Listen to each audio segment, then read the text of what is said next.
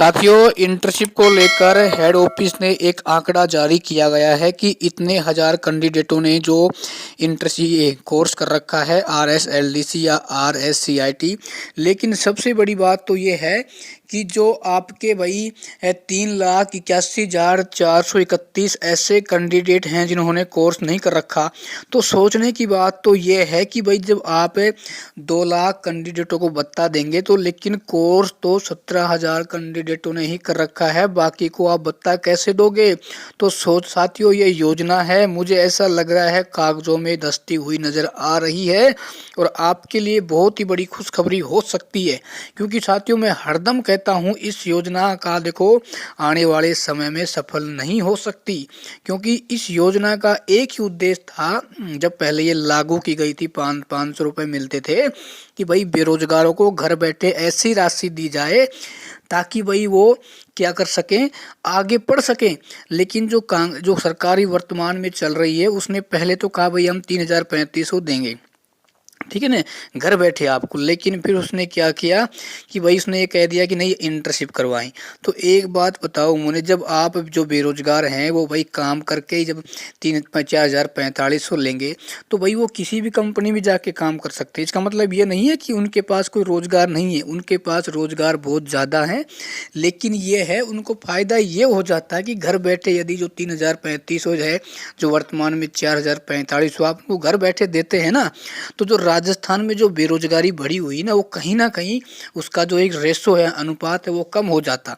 ठीक है ना, आप इंटर्नशिप करवा के दुगनी बेरोजगारी पैदा कर रहे हो। क्यों? क्योंकि जिस 23 डिपार्टमेंट में इनकी ड्यूटी लगेगी तो वहाँ पर देखो भाई जितने भी पोस्ट होंगी जो खाली थी पहले वो क्या हो जाएंगी, कुछ समय के लिए वहाँ पर कोई वैकेंसी नहीं निकलेंगी। तो एक सोचने का विषय है बहुत ही बड़ा। ठीक है ना, देखो मैं हरदम एक बात कहता हूँ कि भाई जिस बाग का जो माली होता है ना, वो माली गैर हो तो साथियों उस बाग में न तो कभी जो भी पेड़ पौधे हों वो न तो छाया देंगे और न ही आपको कभी फल देंगे। ठीक है ना, तो इसलिए बहुत ही सोचने का विषय है। क्योंकि जिस राज्य की प्रजा ही ना खुश हो तो मैं तो ये जानता हूँ कि राजा को वो काम नहीं करना चाहिए। कोई भी हो, चाहे आप अपने घर पे भी इस चीज़ को आजमा सकते हो। ठीक है, तो एक आंकड़ा जारी किया गया है सभी 33 जिलों में। ठीक है ना, उसने ये बताया, मैं आपको एक बार यहाँ दिखा देता हूँ। देखो भाई इस आंकड़ों में ये बताया है कि देखो जो बेरोजगार कैंडिडेट हैं, किस जिले में कितने कैंडिडेटों ने ये कोर्स कर रखा है, किसने नहीं कर रखा है। ठीक है ना, तो एक मैं मोटा सा आइडिया यहाँ बता देता हूँ कि देखो भाई 3,81,431 तो कैंडिडेट ऐसे हैं जिनके पास कोई डिग्री नहीं है, सिर्फ बीए कर रखी है, बीएससी कर रखी है, बीकॉम कर रखी है, ना तो RSCIT है ना IIT है। ठीक है ना, तो इनके पास नहीं है तो सरकार ये कह रही हम इनको करवाएंगे। जब भाई आप भत्ता 2 लाख को दे रहे हैं तो बाकी के जो 1.5-2 लाख है उनको भत्ता कब मिलेगा। तो कहने का मतलब है कि साथियों ये सरकार का समय तो ऐसे ही निकल जाएगा और जो अगली सरकार आएगी वो निश्चित रूप से इसमें परिवर्तन करेगी। ठीक है, और जो 17 लाख जो कैंडिडेट हैं उन्होंने क्या कर रखा है भाई, कोर्स कर रखा है। तो क्या 17 लाख को भत्ता मिलेगा? साथियों ऐसा कुछ नहीं है, इंटर्नशिप योजना है, हो सकता है कुछ ना कुछ इसमें ज़रूर परिवर्तन होगा।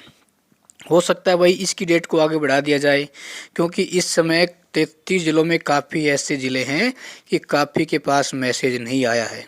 ठीक है ना, तो आप ये ना सोचें कि भाई हमारे पास मैसेज नहीं आया, हमने डॉक्यूमेंट जमा नहीं कराए हैं तो हम इस योजना से बाहर हो चुके, नहीं। क्योंकि इस जो योजना का जो भाई सिस्टम है उसको अभी ऑफलाइन किया हुआ है, क्योंकि ऑनलाइन उसको अभी नहीं किया गया है। ऑफलाइन का मतलब ये है कि भाई आप अपने डॉक्यूमेंट रोजगार कार्यालय जाके जमा करा सकते हो, लेकिन वो ऑनलाइन प्रक्रिया जल्दी शुरू कर दी जाएगी, ऐसा इसमें लिखा हुआ है। ठीक है, तो साथियों ये जो कुछ लिस्ट आई है आप यहाँ पर देख सकते हो कि भाई किस ज़िले में कितने कैंडिडेटों ने भाई कोर्स कर रखा है और किन के पास कोर्स नहीं है।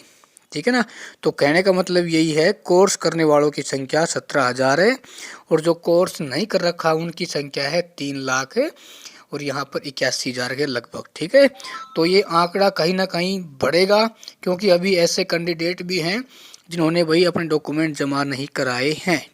ठीक है, तो मैं तो इतना ही कहना चाहूँगा कि सरकार को इतनी माथापच्ची नहीं करनी चाहिए, जो पहले से जो प्रक्रिया जारी थी उसे ही शुरू कर देना चाहिए। ठीक है, तो साथियों तो ये जानकारी मैं आपको इसलिए बता रहा हूँ कि कहीं ना कहीं इसी योजना में कुछ ना कुछ होने वाला है ज़रूर। ठीक है, धन्यवाद।